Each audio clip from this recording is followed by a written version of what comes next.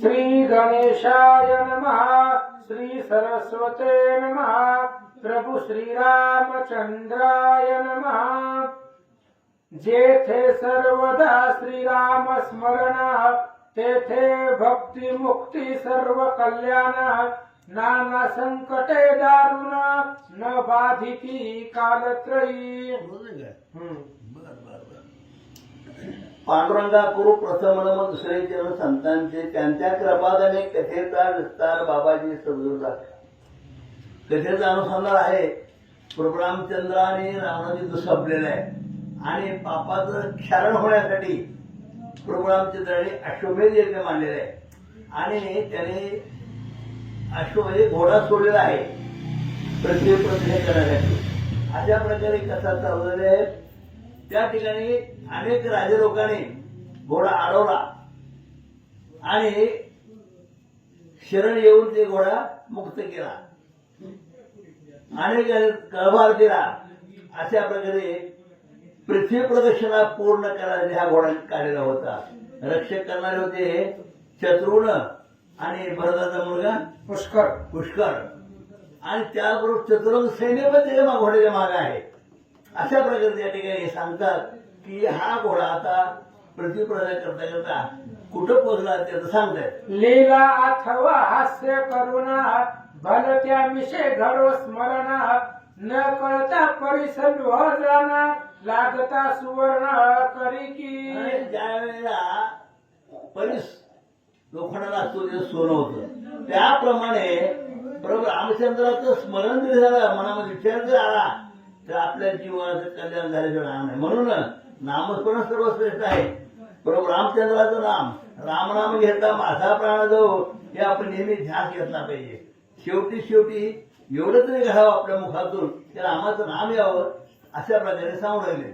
न कळता प्राशिले अमृत, तरी अमर करी यथार्थ. औषधी नेनता भक्षित, परिरोगाते हरी की. अरे मला औषध घेतल्याशिवाय रोग जात नसतो. औषध घ्यावं लागतं किंवा परिसर स्पर्श लोखंडाला करावा लागतो. स्पर्श केल्याशिवाय लोखंडाचं सोनं होत नाही. तसं प्रभू रामचंद्राचं चिंतन केल्याशिवाय आपल्या जीवनाचं कल्याण होत नाही.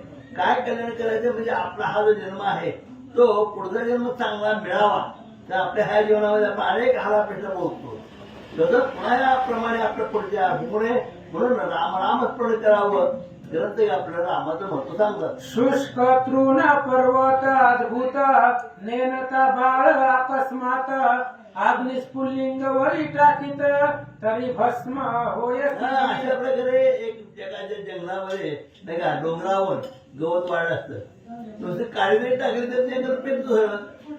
अशा प्रकारचे म्हणजे आगीचं महत्व त्यांनी सांगितलेलं आहे. तैसे न कळता घडे राम स्मरण, तरी दोष होय दहन. ऐसे नामाचे महिमाना, अपार जन एक काळी टाकली तर क्षणामध्ये गवत भस्म होतं. तसं बरोबर रामचंद्राचं नामस्मरण केलं तर आपले सगळे दोष निघून जातात. तेवढं रामाचं महत्व आहे, एवढ्या रामनामाचं महत्व आहे. अनेकांचं कल्याण त्या ठिकाणी रामनामामध्ये झाला आहे. ग्रंथकर्ते आपल्याला सांगतात. आसो मागीला ध्यायी कथन, वाल्मिकाश्रम शोभायमान. तेथे अश्वसहित संपूर्ण, वीर गेले असती पै. आणि अशा प्रकारे आता या ठिकाणी हा जो घोडा आहे, ज्या ठिकाणी वाल्मिक ऋषीचा आश्रम होता नाही का, त्या आश्रमावर पोहोचला आहे. वाल्मिक ऋषी म्हणजे आपल्याला माहित आहे, हा वाऱ्या कोळी होता, बरोबर खूप तप केलं आणि ऋषी झाला. संपूर्ण रामायण त्याने लिहिलेलं आहे. अनेक रामायण 33 कोटी रामायण किती रामायण लिहिले? 100 कोटी रामायण लिहिले. अशा प्रकारे आपल्याकडे फक्त आपल्याला एकनाथचे रामायण माहित आहे, तुळशी रामायण आहे, अनेक रामायण. तसं या ठिकाणी ज्याने रामायण लिहिलं, रामजन्माच्या अगोदर त्याची सगळी कथा लिहिली असे वाल्मिक ऋषी, आणि त्यांच्या आश्रमाजवळ हा घोडा पोहोचला म्हणतात. शेष म्हणे वत्सायना, आता ऐके पुढील कथना. सकळ वीरांची मना, आनंद थोर झाला. शेष नारायण बोलतायत वत्सायनाला की आता पुढची कथा गोड आहे, नाही ऐकण्यासारखी आहे का. आता आपण वाल्मिक ऋषीच्या आश्रमाजवळ आलो आहोत. तिथं कोण आहे? तिथं प्रति सीतामाई आहेत, त्या ठिकाणी प्रति ध्रुव आणि कुश आहेत. आणि आता त्यांच्या सानिध्यात हा घोडा येऊन पोहोचलेला आहे. त्या ठिकाणी काय काय घटना घडतात त्या आपल्याला सावधचिंता आहे का गोड कथा या ठिकाणी सुधारे म्हणतात. तया आश्रमा माझारी वाल्मिक असती शिष्य परिवारी तये स्थानी सीता सुंदरी होती पुत्रा समवेत. आणि अशा प्रकारे वाल्मिक ऋषी आपल्या सर्व शिष्यासह त्या ठिकाणी राहत होते. झोपडी बांधलेली आहे आणि त्याच ठिकाणी वाल्मिक ऋषीने सीतामाईला आश्रय दिला होता. त्या ठिकाणी सीतामाईला 2 मुलंही झाली होती, लवकुश नावाची मुलंही झाली होती. अशा प्रकारे त्या आश्रमाजवळ आता रामाजवळ येऊन पोहोचला. पुढे काय झालं बघा. एके दिवशी लवासी वाल्मिकी आज्ञा केली आईसी संगे घेवडी ऋषी पुत्रासी वना जाई सत्वर. अशा प्रकारे आता कथेला सुरुवात झाली. एके दिवशी काय झालं म्हणजे वाल्मिक ऋषीने त्या ठिकाणी लवला आपल्या आश्रमामध्ये जायला सांगितलं. वनामध्ये जाऊन या. अशा प्रकारे वाल्मिक ऋषी लवला बोलले. पुढे काय झालं बघा. समिधा आणि कुशाधिक सामग्री आणि आवश्यक उशीर न लाविता देख सत्वर यावे परतोनी. आणि अशा प्रकारे वाल्मिक ऋषीने कुशीला सांगितलं. लवला सांगितलं काय झालं वनात जा नाही का काय लाकडं घेऊन ये. कारण पूर्वी स्वयंपाकाचे लाकडं असायची. आता अलीकडे गॅस निघाले त्याचे भाव 60 रुपये वाढले. आज टीव्हीवर बातमी का युद्धामुळे. आणि अशा प्रकारे मग त्या ठिकाणी मग हे सरपण आणायला गेले आणि येताना गवत पण काही घेऊन या. अशा प्रकारे गव्हाला त्या ठिकाणी वाल्मिक ऋषीने सांगितलं म्हणतात. आईसी आज्ञा होता त्वरित संगे घेवडी ऋषी पुत्रांप्रत लव अरण्य माझी जात समिधादी सामग्री कारणे. आणि अशा प्रकारे संविधा सरपण काय फुलं आणण्यासाठी फुलं आणण्यासाठी त्याने हा मनामध्ये वाल्मिक ऋषीने पाठवलं म्हणतात. अशा प्रकारे कथा गोड कथा या ठिकाणी झाले. बरं पुण्याला येतो म्हणे. बरं ठीक आहे. तेव्हा अकस्मात श्याम कर्णा दृष्टी पडला शोभायमाना मस्तकी सुवर्ण पत्र लेखना अंग चर्चित चंदनादिकी. त्यावेळेस लोक हा वनामध्ये गेलेला आहे. ऋषीच्या आज्ञेप्रमाणे आपले गुरु वाल्मिक ऋषी होते त्यांनी सांगितलं वसर काही सरपणमध्ये समिधा घेऊन या म्हणून. आणि ज्यावेळेस तो समिधा सरपण आणायला गेले काय फुलं आणायला गेले त्यावेळेला त्या मनामध्ये तो घोडा आलेला दिसला. आणि घोड्याला पाहिल्यानंतर त्याच्या मनामध्ये काय विचार आला ते ऐका. आई साधे कोणी अश्ववर दहावी ऋषी पुत्रासी सत्वर म्हणे कोणाचा रहमवर शोभायमान दिसतस. आणि अनेक ऋषीमुनी होते. त्या ऋषीमुनीची मुलंही होती. त्याला ऋषीपुत्र म्हणलेले आहे. अनेक ऋषीपुत्राबरोबर हा देवाले पुन्हा लहू आपल्या मित्राबरोबर जात असताना ते सांगितलं अरे बाळांनो म्हणजे समोर मध्ये घोडा आला म्हणजे कोणाचा घोडा आहे काय बघा म्हणले. अशा प्रकारे ऋषीपुत्राला अरे कोण बोलता लहू बोलतो. हा काय आला स्वर्गाहुनी किंवा पातळातुनी न कळे कवणे सोडिलावनी काय कारणे जो घोडा दिसतो कुठं आला म्हणजे काय पातळात आला का स्वर्गात आला का कोणी चोर आहे इथं कसं काय घोडा आला. अशा प्रमाणे काय केलं आपले जे मित्रमंडळी होते नाही का ऋषीपुत्र होते त्याला सांगितलं जावा म्हणजे बघा म्हणजे कोणाचा घोडा काय ते असं बोललं. पुढं तरी आपण जाऊनी संपूर्ण करू तयासी अवलोकन आईसे वधून तया लागून संजय घेऊन निघाला. लग्न काय लगेच आपले ऋषीपुत्र मित्रमंडळी घेतलेले आणि मित्रमंडळी घेऊन त्या ठिकाणी चला चला चला म्हणजे मग घोडा कोणाचा आला म्हणजे काय घोड्याचा प्रकार आहे काय बघू म्हणले. म्हणून ऋषीपुत्रास त्या ठिकाणी हा लव गेला. पुढं ऋषीपुत्रा सहित त्वरेसी लवे येऊनी हयापासी हाती धरिले तयासी सुवर्ण पत्रिका वाचावया. अशा प्रकारे तो आपल्या ऋषीपुत्रासह म्हणजे आपला मित्रासह मित्राबरोबर त्या ठिकाणी घोड्याजवळ गेले. घोडा पाहिला घोडा धरला आणि धवणे घोडा धरल्यानंतर ऋषीपुत्र काय म्हणतात ऐका.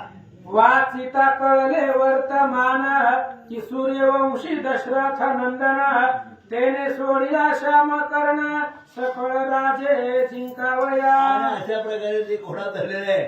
घोड्याच्या मस्तकावर पाटी लिहिली, सोन्याची पाटी होती, त्याच्यावर लिहिलं होतं. काय लिहिलं होतं म्हणले, या ठिकाणी हा जो घोडा आहे रामाने आज उमेद यज्ञ मांडलेला आहे आणि ते यज्ञात हा घोडा आहे तो या ठिकाणी फिरत आलेला आहे.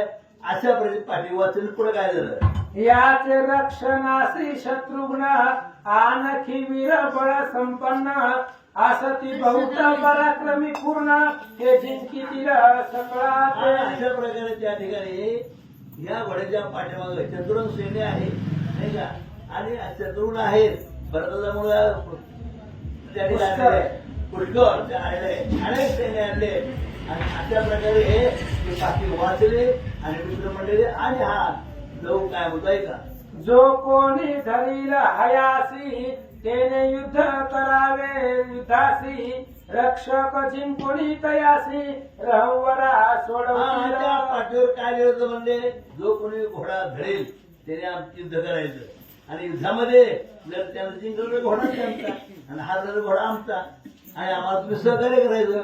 अशा प्रकारे त्या ठिकाणी पाठीवर लिहिलं होतं. ते वाचलं आणि वाचल्यानंतर पुढे काय केलं ते पुढे ऐका. हा, आई सेवाचोन या पत्र युद्ध करावया लागून जया सामर्थ्य नसेल पूर्ण तेने कर भार देऊन अहो शत्रू. हे घोडा धरायचा, धरल्यानंतर काय करायचं म्हणजे युद्ध करायचं. जर युद्धामध्ये हारला तर करभार द्यावा लागेल किंवा शरण यायचं. म्हणजे अशा प्रकारे पाठीवर लिहिलं होतं आणि त्यामुळे पुढं आई सेवाचोन या पत्र क्रोधावला लव दुर्धर म्हणे हाची काय जगी थोर अभिमाने अश्व सोडिला. आणि अशा प्रकारे होणे ते वाचलं आणि म्हणजे गारवाड बोललं म्हणे लिहिलं म्हणे काय होण जिंकेल ना त्याने गुरुराये विद्या शिकवली ती वीरासी दाखवू वहिली आम्ही असो पूर्ण बळी न भिवतया ते लेखनाते. असो कथेचं अनुसंधान वाल्मिक ऋषींच्या आश्रमामध्ये घोडा आल्यानंतर वाल्मिक ऋषींनी सांगितलं कुशाला लवाला जा म्हणजे अरण्यामध्ये. आणि अरण्यामध्ये गेल्यानंतर तिथं यज्ञाचा घोडा पाहिला, पत्रिका वाचली, राग आला लवाला. त्याने विचार केला जगामधली क्षत्रिय संपली की काय, म्हणून यांनी गर्वानं अभिमानानं पत्रिका लिहिलेली आहे. पण माझा भाऊ माझ्या पाठीशी आहे, तो बलवान आहे. आम्ही दोघं जर एकत्र आलो तर कळी काळाला सुद्धा आम्ही जिंकेल असं लव बोलू लागला. ऐशा ऐकून धैर्य वचन ऋषी पुत्र वर्तिता लागून हे काय नसते करशी विघ्न तुझ योग्य नसे पे. लवाचं धैर्य रूप बोलणं ऐकलं ऋषींच्या मुलांनी. आता लवा एवढीच 10-12 वर्षाची ती लेकरं होती आणि लेकरांनी लवाला सांगितलं कशाला नाही त्या कुटाण्यामध्ये पडायला लागलाय म्हणले. अरे रामाचा घोडा आहे म्हणले, काय आपल्याला घेणं देणं आहे, आपण रामाच्याच राज्यात राहतो. किती अयोध्येपासून ते असणार, अयोध्येच्या प्रदेशाच्या बाहेर वाल्मिक ऋषीचा आश्रम आणि आपण याच गावामधले याच नगरामधले आहोत आणि याच नगरीचा राजा तो राम आहे. कशाला त्याचा घोडा पकडायचा आहे, नाही ती संकट हाताने घराला कशाला आणतो अशी ऋषींची मुलं लवाला बोलतात. अरे पुऱ्या हस्ते ग्रहाची बळे आणून अग्नीला भीसी कैसी आठवली बुद्धी तुझसी सोडून देई आहाते. आणि त्या ऋषी कुमारांनी लवाला सांगितलं, लव म्हणले कसं आहे आपल्याच घराला आपण अग्नी लावणं अशी अवस्था आहे. ती घोड्याला आपल्याला पूर्ण सांगितलं लाकडं समिधा आणायला जायचं घेऊन, तर त्या घोड्याच्या मस्तकावरची पत्रिका वाचली, कशाला त्या घोड्याला धरायचा विचार करायला दी सोडून असं ऋषी कुमार लवाला बोलतात. हो राम अयोध्या बिहारी कीर्ती दयाची त्रिभुवनांतरी तयाचा अश्वहा निर्धारी सामान्य नव्हे तो वीर. ऋषीच्या मुलांनी ऋषी कुमारांनी लवाला सांगितलं लवा ही घोडा ही राम सामान्य नाही, त्रिभुवनाचा मालक आहे, अयोध्येचा राजा आहे, देव दैत्यापेक्षा बलवंत आहे, सगळ्या राक्षसांना मारणारा तो राम आहे. कशाला त्याच्या घोड्याला पकडायला सोडून दे असं ऋषींची मुलं लवाला बोलतात. या रावणे सकळ देवा बंदी घालून घेतली सेवा तया लागी वदित राघवा उशीर काही न लागला. ऋषीच्या बाळांनी कुमारांनी लवाला सांगितलं लव म्हणले त्या रामाचा पराक्रम तुला माहिती आहे का? 33 कोटी देव बंदी खाण्यामध्ये टाकून राजा रावण त्या देवांकडून सेवा करून घेत होता. त्या रावणाला एका निमिषामध्ये त्या रामाने मारले आणि त्या रामाचाही घोडा आहे कशाला पकडायला असं सांगू लागले. नदी तरावया शक्तीहीन तो मने सागर तरेन कवना वाटे सत्य वचन तुझे सांगा सुजाना. ऋषीच्या कुमारांनी लवाला सांगितलं लव कसाय म्हणले नदी तरून जाण्याला जो घाबरतो तो समुद्र तरी जर म्हणला तर खरं मानायचं का? तसं तुझं जे बोलणं आहे तो निगुड आहे आणि ते मोठमोठाले सैन्य आहे त्यांच्यापाशी आणि तुझं बोलणं कितपत खरं मानावं असं ऋषींची बाळ लवाला बोलतात. तू देखील नाही एकही वीर समरी सोडिला नाही शर अंबुदी समान सैन्य भार कैसा जिंकीसी एकला. आणि ऋषी कुमारांनी लवाला सांगितलं लव तू ह्या घोड्याच्या पाठीमागचं सैन्य बघितलंच नाही अजून किती आहे ते आणि एक बी बाण अजून तू सोडलेला नाही.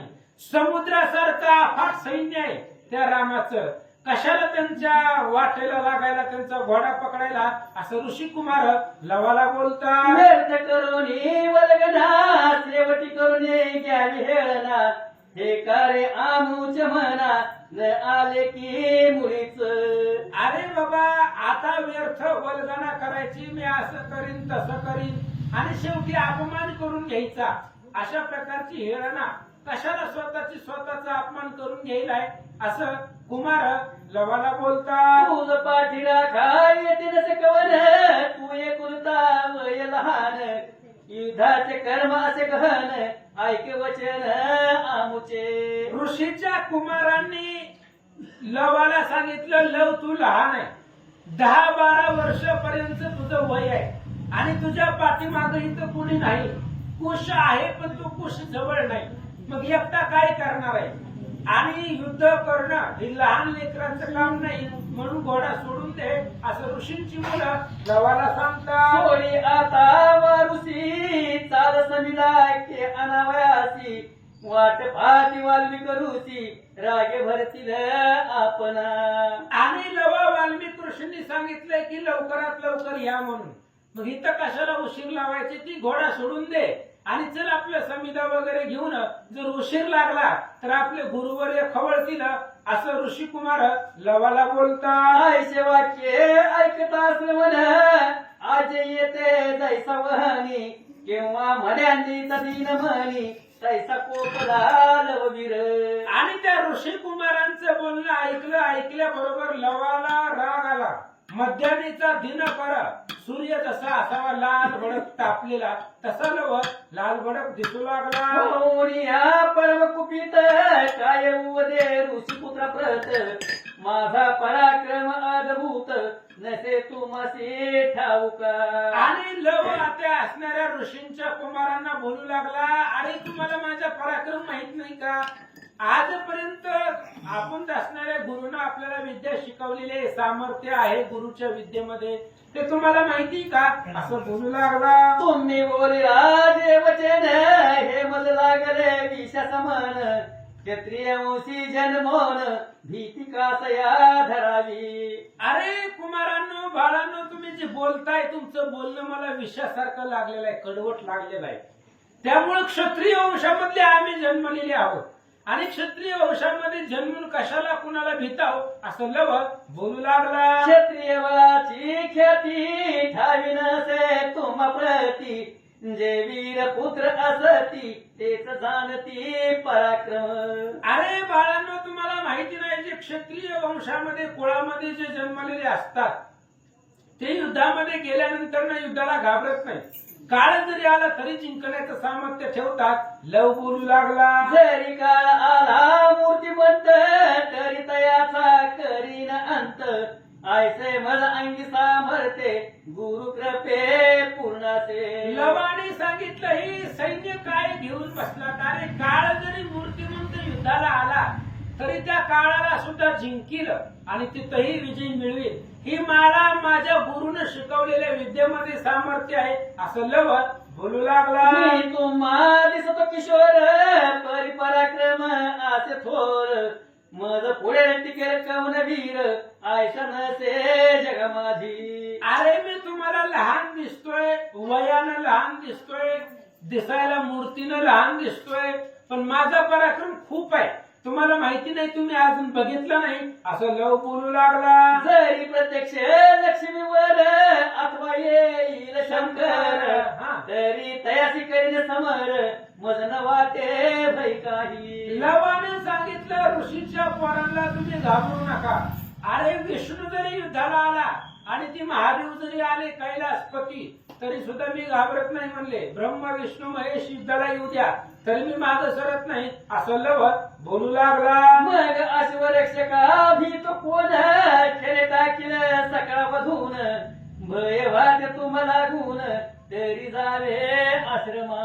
आणि लवानं त्या ऋषींच्या मुलांना सांगितलं मी महादेव आणि विष्णू बरोबर युद्ध करायचं सामर्थ्यच होतोय आणि काय या घोड्याच्या पाठीमागं 2-4 सैन्य असणार आहे म्हणले. त्याच्यामुळे तुम्हाला भीती वाटायला लागली का? जावा तुम्ही आश्रमाला निघून, मी बघतो घोड्याच्या सैन्याबरोबर कसं युद्ध करायचं. लव बोलू लागला. तुम्ही ब्राह्मणे काय करावे स्नान संध्यादी करणे असावे तुम्हाची रण काय ठावे जावे सत्वर येथून. लवाने सांगितलं तुम्ही ब्राह्मण आहे, ब्राह्मणाची मुलं आहे, त्याच्यामुळे तुम्हाला युद्ध करायचं काय माहितीये. एखादा ग्रंथ घ्यायचा, वाचत बसायचं, वेदाचं पठण करायचं हे तुमचं काम आहे म्हणले. पण आम्ही क्षत्रिय वंशामधली, आमची माता वीर माता आहे आणि आम्ही युद्धाचा पराक्रम जाणतो. लव बोलू लागला. आयसे ऐकून हे भाषण ऋषीपुत्र गेले तेथून राती दूर जाऊन चमत्कार पाहावया. लवाचं बोलणं ऐकलं. ऋषींच्या मुलांनी विचार केला ह्याला काय करायचं ती करू द्या म्हणले. म्हणून त्या घोड्यापासून त्या जिथं उभे होते तिथून लांब जाऊन लपून बसले आणि लव काय करतोय पाहू लागले. कर्दळी मणी बांधून अश्वसी हाती घेऊन धनुष्यासी सिद्ध हा संग्रमाची वाट पाहे वीराची. त्यावेळेस ते असणाऱ्या लवानं ती घोडा जो होता तो घोडा पकडला आणि त्या वाल्मिक आश्रमामध्ये कर्दळी वन आहे, झाड आहे आणि त्या कर्दळीच्या झाडाला ती घोडा बांधून ठेवला आणि मग युद्धासाठी हातामध्ये धनुष्यबाण घेऊन घोड्याच्या जवळ उभा राहिला. तो पातले अश्वरक्षक शोधित वन सकळीक तव अकस्मात लो बाळक धनुर्धारी देखिरा. तेवढ्या वेळामध्ये घोड्याचे जे काही रक्षक होते ती पाठी मागून आले. आल्याबरोबर त्यांनी बघितलं, लवाला पाहिलं. 10-12 वर्षाची मूर्ती त्यांना दिसली. अश्ववाणीला कर्दळी वनी आयसे वीरे आवलो कोणी कुशीले लवासी क्रोध वचनी अश्व कोणे बांधिला रे. आणि त्या घोड्याच्या रक्षकांनी पाहिलं की घोडा झाडाला बांधलेला आहे आणि तिथे एकटा लव उभा होता, बाकी कोणी नव्हतं.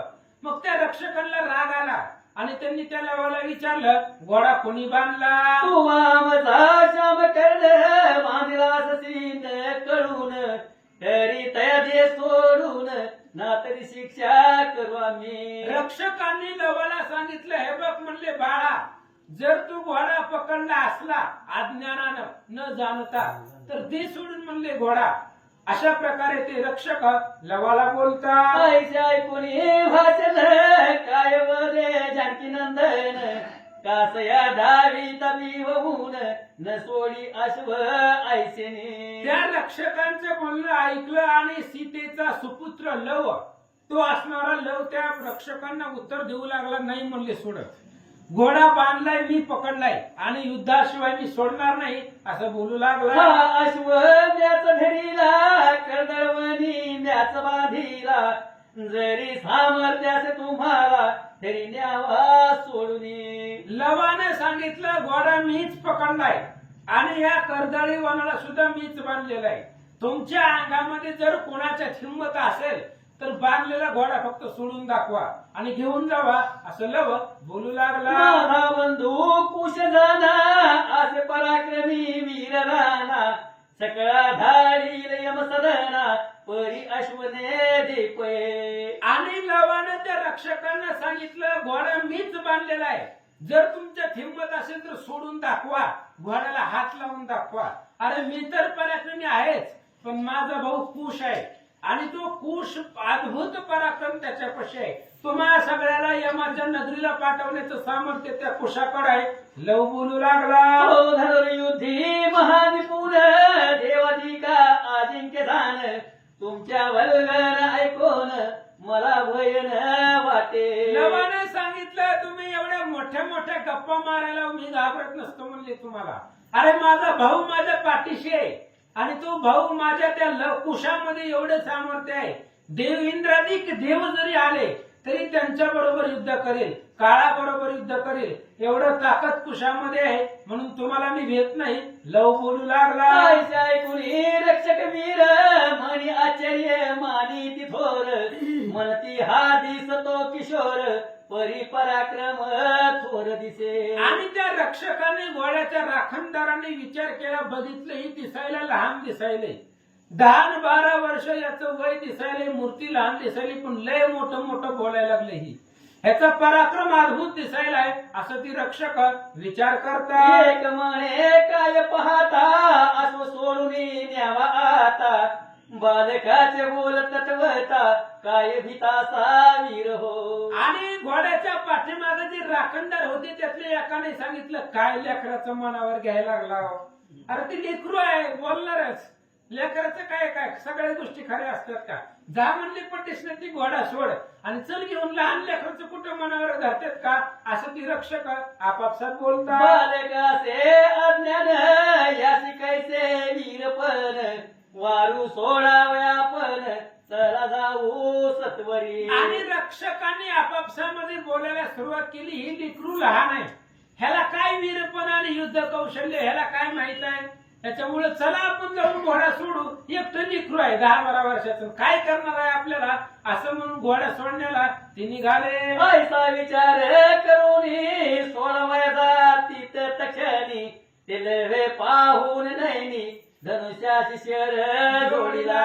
आणि त्यातली 4-5 सैनिक ती घोड्याच्या जवळ गेली आणि त्या कर्दळी झाडाला बांधलेला घोडा होता आणि त्या घोड्याला सोडण्यासाठी गेल्याबरोबर लवानं पाहिलं आणि आपल्या धनुष्याला बाण लावला. मग तया विरा लागून म्हणे ऐका रे मम वचन, का उगाचे आपुला प्राण मज हसते घालविता.